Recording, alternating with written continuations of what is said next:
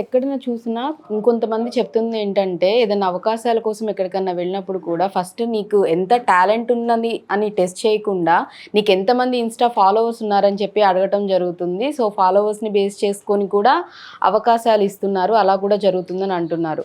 So ఇక్కడ ఎంతవరకు జెన్యున్గా ఉన్నారు, లేకపోతే ఎంతవరకు టాలెంటెడ్ లేని వాళ్ళు అంటే ఫేక్గా ఉన్న వాళ్ళందరూ ఇదవుతున్నారు అనేది అర్థం కావట్లేదు. ఇన్స్టా అంటే మీరేం చెప్తారు? ఇన్స్టా అనేది హెల్ప్ అవుతుందంటారా, లేకపోతే కొంతమందికి అది మైనస్ అవుతుందంటారా? ఇప్పుడు సోషల్ మీడియాలో మెయిన్ నెంబర్ 1 స్థాయిలో అయితే ఇన్స్టానే ఉంది.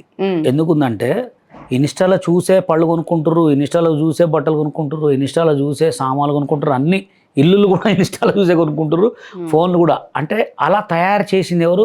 ఇన్స్టాగ్రాము. మన జనాల మైండ్ సెట్ కూడా అట్లానే మారిపోయింది.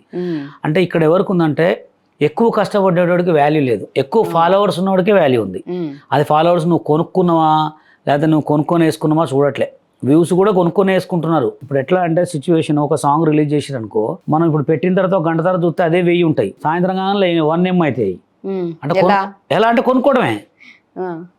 గూగుల్లో అన్ని దొరుకుతాయండి, వ్యూస్ కొనుక్కోవచ్చు, వీడియోస్ డిలీట్ చేయించుకో, అన్ని దొరుకుతాయి దాంట్లో. జెన్యూన్ గా వెళ్తుంది తక్కువ అంటే ఎవరికి లేదు. ఇప్పుడు కొంతమంది నేను చూసిన, కొంతమంది లేడీ ట్రోలర్స్ని కొంతమంది చూసిన, వాళ్ళు వల్గర్గా మాట్లాడుకుని మొన్న ఏదో సినిమాకి పోయి ప్రమోషన్ చేసిందామా.